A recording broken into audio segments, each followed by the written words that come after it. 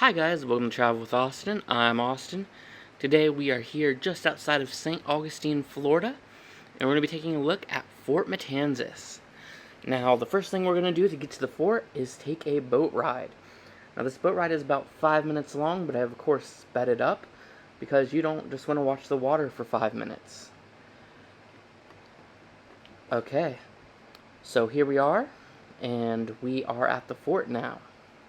Now, this fort was built in 1742 and guarded the back door to St. Augustine.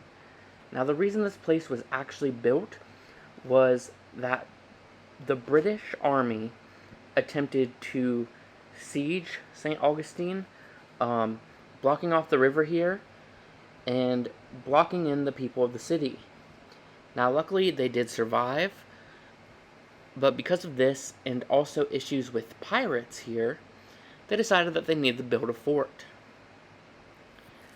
Now, the fort really did not see any military action. It's actually said that the only military action it saw was during the end of its building, when British ships pulled up trying to get them to stop building, basically, and one of the cannons here fired, and the British ships left, and that is apparently the only violence or war or anything that it saw during its time. Now, by 1916, this place was a total wreck. You can actually find photos of it online, and it's just insane of how downhill it went. Now, part of that is because this is built of a soft rock made out of things like coral and sand and stuff called cocina.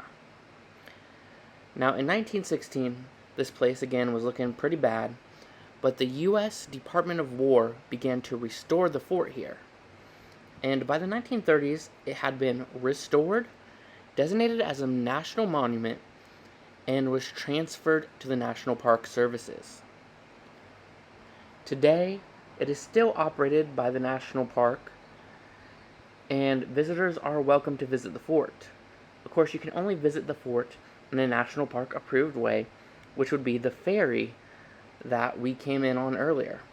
Now, the great thing about this is the boat ride and the fort itself are completely free, making this an excellent stop along the way. When you get here, they will give you a brief history of the fort, how it came to be, how it came to be restored, and then you will have about 15 to 20 minutes to go around and explore the fort. And it's just really a cool place to go. Now, as you can see right now, we are in one of the top areas of the fort here. And looking out, you can see the great views. You can see the ferry we came in at. It's very close. It's a very short boat ride distance-wise, but because the boats that they use are not that powerful, it does take a few minutes. Now, as you can see, we're skipping ahead here until we get the chance to climb up the ladder to the top.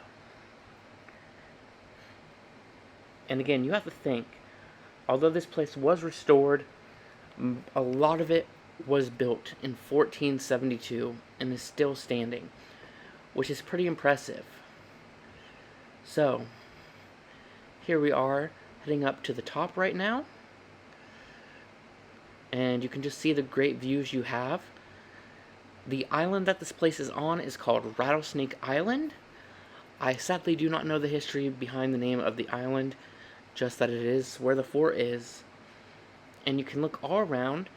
That is, of course, the Matanzas River, which the fort is named after.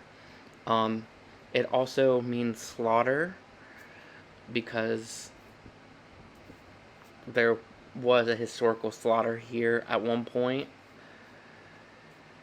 Now, of course, we are going back down the ladder, and you can watch as Yale goes down it. And that is really all we have. There's only one more thing to show off, and you may notice the little tower over to the left-hand side of the screen. That is the last thing we have to show off. Now, before the restoration, this had actually completely fallen off, and it was rebuilt, so this part is not the original tower that was here, but a rebuilding of it. But still, it's just an interesting piece of archaeology here. There was, of course, one here when it was first built, so they did rebuild it up to the historical standard. And there you are.